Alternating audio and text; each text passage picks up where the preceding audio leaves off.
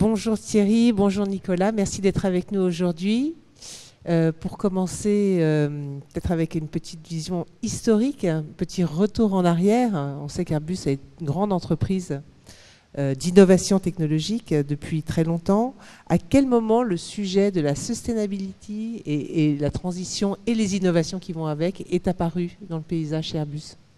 Bonjour à tous, je vais éviter de vous faire un cours d'histoire, mais déjà il y a une bonne vingtaine d'années, je pense que le premier acte que l'on pourrait citer c'est en 2003, donc bientôt 20 ans, lorsque nous avons décidé de signer le Pacte mondial des Nations Unies, qui avait véritablement une ambition déjà très forte, en fait, allant dans la direction de la sustainability. Alors à l'époque on parlait d'éco-efficiency, de durabilité, on sentait que le mot commençait à arriver. Et puis, quelques années plus tard, nous avons été le premier constructeur aéronautique à être certifié ISO 14001. Donc ça aussi, c'est un moment important. Une marche pour nous qui a été conséquente. Et puis derrière, beaucoup d'interventions, notamment dans le cadre du Air Transport Action Group, qui avait déjà fixé, je crois que c'était à peu près en 2008, des objectifs qui étaient très ambitieux et qui consistaient à réduire de 50% les émissions de CO2 dans l'industrie aéronautique en général. Et puis derrière, d'autres engagements, toujours vis-à-vis des Nations Unies. En 2017, on a commencé de communiquer sur nos objectifs non financiers, qui bien évidemment prenaient en compte l'ensemble des chapitres dont on va parler aujourd'hui. Et puis en 2018, on a attaqué un nouveau plan de transformation qui s'appelle le Next Chapter, qui est toujours là. Donc on ouvrait un nouveau chapitre de l'histoire d'Airbus avec un nouveau motto, la raison d'être de l'entreprise. Tout le monde sait qu'on adore le sens et qu'on aime donner du sens au sens. Je vous conseille un ouvrage très intéressant sur le sujet, élaboré par Societix. J'ai quelques amis ici dans cette salle. Et ce sens, on l'a traduit au travers d'une phrase, alors en français ça pète un peu moins qu'en anglais, mais qui est que nous avions l'ambition d'être les pionniers d'un monde aérospatial durable, et pour faire de ce monde un monde sûr et uni. Donc en anglais c'est We Pioneer a Sustainable Aerospace for a Safe and United World, qui est très important pour nous parce que ça résume l'ensemble de nos activités, qui sont des activités aéronautiques, mais également dans le domaine spatial et dans le domaine de la défense, et qui quelque part était la raison d'être que l'on avait envie de faire partager sous forme d'une grande ambition auprès de nos salariés, et par rapport aussi à l'attractivité tout court d'Airbus, et de passer un message que certes il y avait beaucoup de choses à faire, mais on s'y attelait. Et depuis, je pense qu'on a fait pas mal de choses. Dans le cadre de ce Next Chapter, on a ouvert aussi des chapitres sur Airbus dans la société et notre contribution. Et d'ailleurs, pour nous, la sustainability n'est pas que le sujet environnemental. On met derrière tout ce qui est lié à l'éthique, à la compliance, à la santé, à la sécurité, au bien-être, tout ce qui est aussi diversité, tout ce qui est inclusion. Voilà, donc ça fait quand même un panorama assez large, et en quelques secondes, minutes, j'ai essayé de vous résumer tout ce qui s'était passé en 20 ans, et vous pouvez le comprendre, nous sommes super actifs en fait sur ces sujets, et notamment avec Nicolas et d'autres équipes qui sont très impliquées. Alors j'aimerais bien savoir aujourd'hui justement quels sont les défis pour Airbus concernant ces enjeux de sustainability. Oui, alors comme Thierry le disait, effectivement, ce n'est pas des enjeux forcément nouveaux, mais je pense que ce qu'on est en train de voir, c'est une phase d'accélération qui s'est amorcée justement avec d'ailleurs un processus de transformation plus global d'Airbus, avec cette notion de quelle doit être la raison d'être d'Airbus. Avant, notre motto, c'est « We make it fly », explorer la troisième dimension. Et là, c'est effectivement être capable de fournir et d'adresser des besoins qu'on a vu qui sont des besoins essentiels au travers de la pandémie, d'être unis, de connecter les individus, qu'elles apportent au fait comme solution la mobilité aérienne par rapport à ces besoins, être capable de répondre à ces besoins mais de façon plus durable. Alors les enjeux qu'on a établis pour Airbus, et la première étape a été de s'assurer que c'est non seulement dans la raison d'être d'Airbus, mais que ça s'inscrit complètement de façon intégrée dans la stratégie d'Airbus. On les a identifiés, ces enjeux, au travers de 4 engagements qui rappellent les notions d'impact environnemental, impact social et de bonne gouvernance d'entreprise. 4 enjeux autour de notre position de pionnier et de leader sur la décarbonation de l'aviation. Et ce n'est pas uniquement des enjeux de décarbonation, mais j'y reviendrai. Le deuxième aspect sur l'impact social et notre devoir de respecter les droits humains et de promouvoir l'inclusion au travers de l'ensemble de la chaîne de valeur. Il ne faut pas oublier qu'Airbus est non seulement un constructeur aéronautique, civil, mais aussi un équipementier de défense. Donc comment projette-t-on notre responsabilité en tant qu'entreprise vis-à-vis de cette responsabilité et de l'impact social ou sociétal et du rôle de la défense. Et puis c'est aussi des questions de gouvernance centrale autour de la sécurité et de l'éthique. Alors, comme disait Thierry, on part pas de zéro. On va dire que sur les questions de décarbonation, les enjeux énergétiques, on a une culture d'entreprise où, on va dire, ces préoccupations de rendre nos produits efficients a toujours été au cœur, en fait, de l'ingénierie, de l'innovation. Mais il y a des domaines dans lesquels il faut qu'on accélère plus que d'autres. Et on a identifié notamment 4 thématiques d'accélération sur les aspects environnementaux et sociaux. La thématique climat, pourquoi ? Parce que quand on regarde l'analyse du cycle de vie d'un avion, 98% en fait, de l'impact est lié aux enjeux d'impact carbone, notamment liés à la phase d'utilisation. C'est la dépendance, que je vais dire, je pèse mes mots, relative. Certains tendent à dire que cette dépendance, elle est systémique, mais c'est une dépendance relative des avions aux énergies fossiles, parce qu'aujourd'hui, la capacité qu'on a via nos avions, on peut déjà les faire voler avec des carburants qui sont des carburants renouvelables.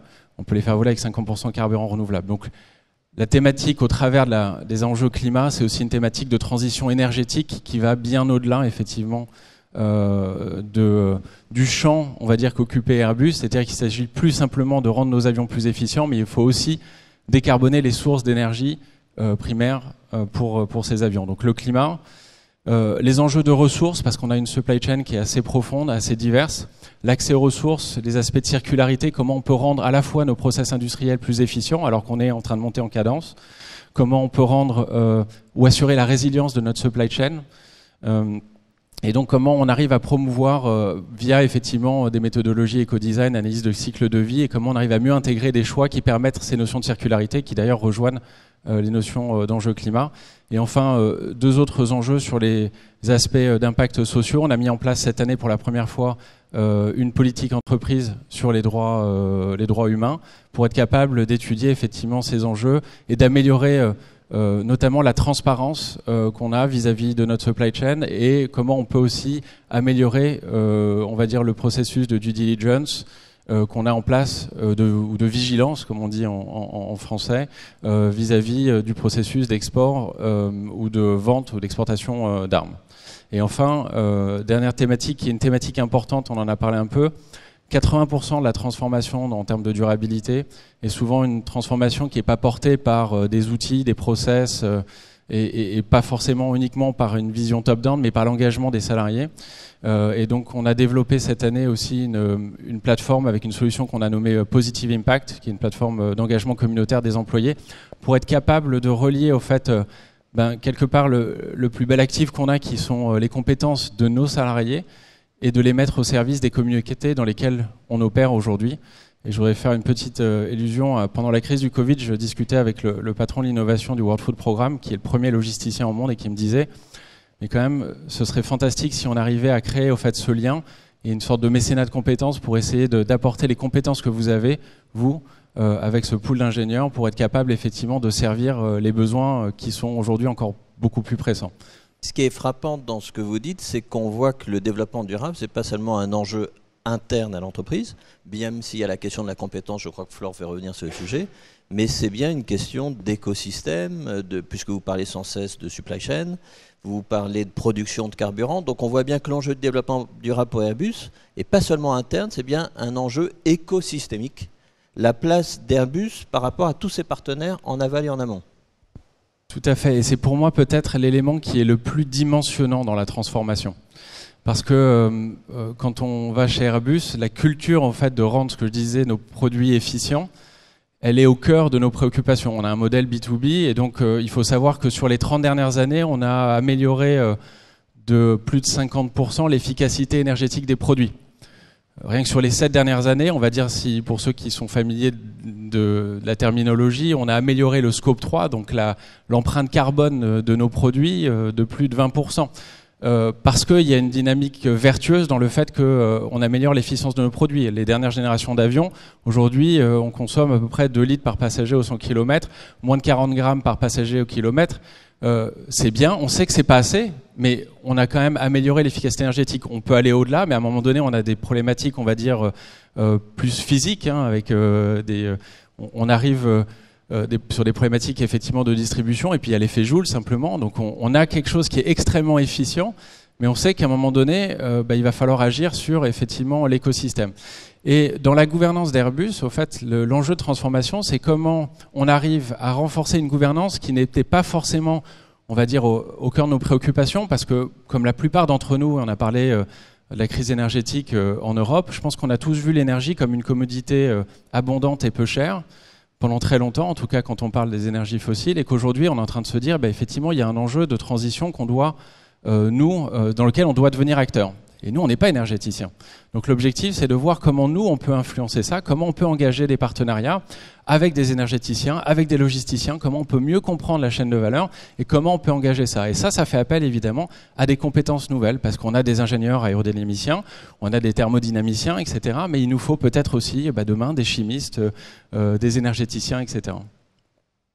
Alors justement, ma question elle est pour Thierry sur les compétences. Il y a à la fois des compétences existantes, des compétences nouvelles, comme vous l'avez esquissé. Alors justement, est-ce que vous nous expliquez dans les grandes lignes un peu les différences et où est-ce qu'on se dirige ? Alors effectivement, des compétences de différentes natures. Nous restons une entreprise avec une ADN forte en matière d'engineering. Et cet engineering passe par les technologies et par l'innovation. Et si on souhaite rester des pionniers, nous avons toujours été dans notre domaine d'activité, il est important de garder ces compétences à leur plus haut niveau. Et lorsque l'on parle de sustainability, c'est pas une révolution en soi, mais c'est l'apport de briques technologiques et donc de briques de compétences supplémentaires. Donc ça, c'est le premier axe. On va bien évidemment trouver toutes ces nouvelles compétences émergentes qui vont venir impacter notre connaissance, notre savoir-faire en matière de matériaux, en matière de procédés, en matière d'architecture également de nos produits, puisque nos produits par nature évolueront également. Ce n'est pas uniquement un problème de carburant et d'énergie fossile derrière. On va bien évidemment pouvoir développer de nouvelles ambitions. À l'instant, Nicolas vous parlait de l'exemple de chimiste. La cryogénie est un sujet qu'on connaît déjà puisque nous sommes en JV avec Safran pour Ariane. Et Ariane, qui est un lanceur, utilise bien évidemment de nombreuses compétences dans le domaine de la cryogénie, qui pour nous, dans le domaine de l'aéronautique tout court, et en vision de l'hydrogène et des autres types de technologies de propulsion de l'avenir, sont des compétences qu'il faut continuer de développer. Donc on a un set de compétences qui sont celles traditionnelles de notre industrie, sur lesquelles de toute façon on apporte finalement des savoir-faire, des capacités supplémentaires, et on le fait souvent d'ailleurs avec nos propres salariés. Donc, pour utiliser un terme qui est très à la mode, on fait beaucoup de upskilling, et c'est un gros investissement pour l'entreprise. Et en matière de recrutement, il est évident que nous cherchons et nous recrutons de manière plutôt efficace en ce moment des compétences qui vont être liées au développement de nos futurs produits que nous avons déjà bien sûr initiés.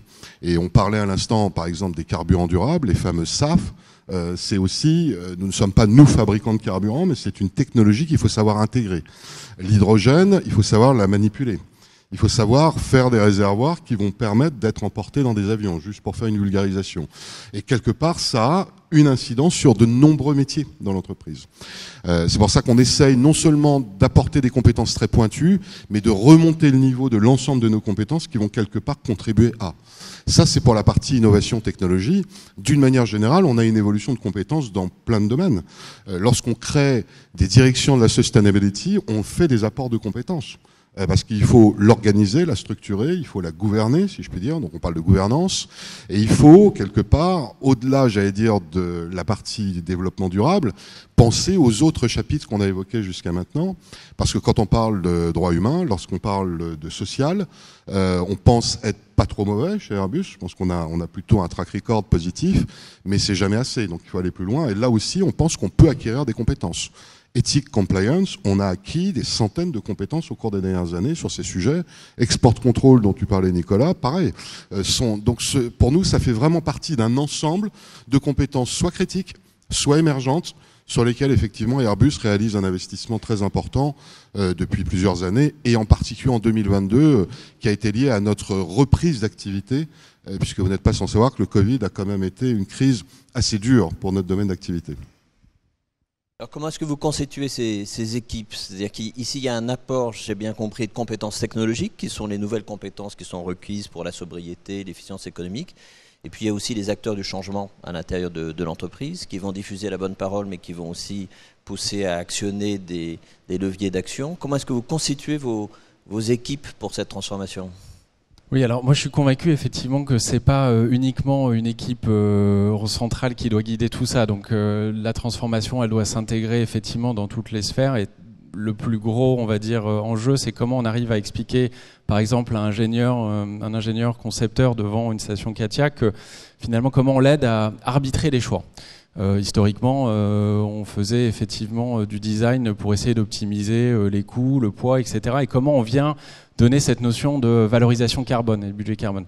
Donc c'est ces enjeux-là en fait principalement. Mais c'est vrai qu'on va dire, on est face à, on va dire, à la fois des attentes de nos parties prenantes, des aspects réglementaires qui deviennent de plus en plus techniques et de plus en plus complexes.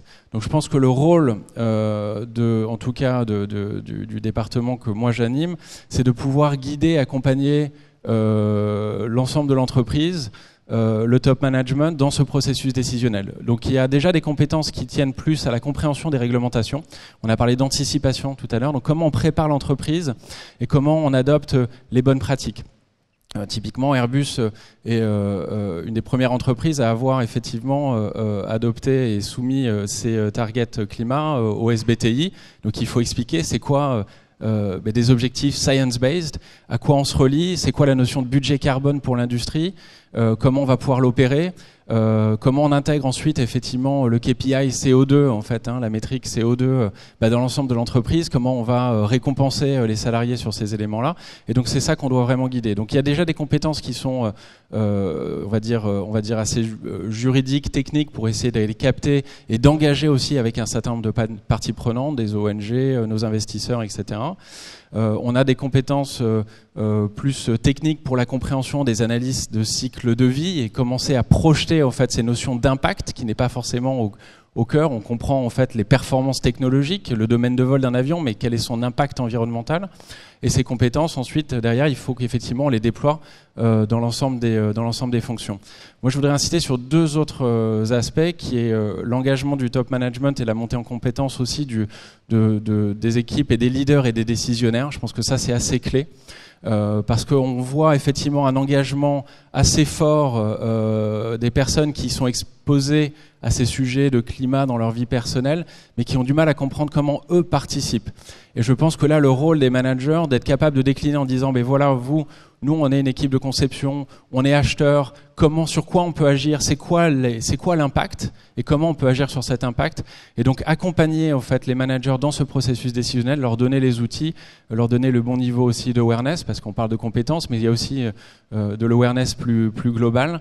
Je pense qu'il faut qu'on ait ces trois strates-là, donc avec des expertises, l'accompagnement du processus décisionnel et puis un awareness un peu plus large que nous on essaye d'accompagner avec un réseau. D'ailleurs on a créé un réseau d'ambassadeurs SNI, on a des réseaux fonctionnels transnationaux aussi pour être capable de créer un peu de l'émulation, d'être capable de répondre à toutes ces questions, parce qu'on voit qu'il y a énormément de demandes. Il y a beaucoup de gens qui veulent participer, qui veulent contribuer. Alors parfois ça a tendance à créer un peu d'entropie, mais c'est nécessaire parce que on dit effectivement ne jamais négliger. Alors j'ai l'expression en anglais, c'est the long tail of the small project. Et c'est vrai que c'est important de pouvoir laisser s'exprimer toute cette force vive, cette innovation, mais d'être capable de la canaliser, la diriger, la guider.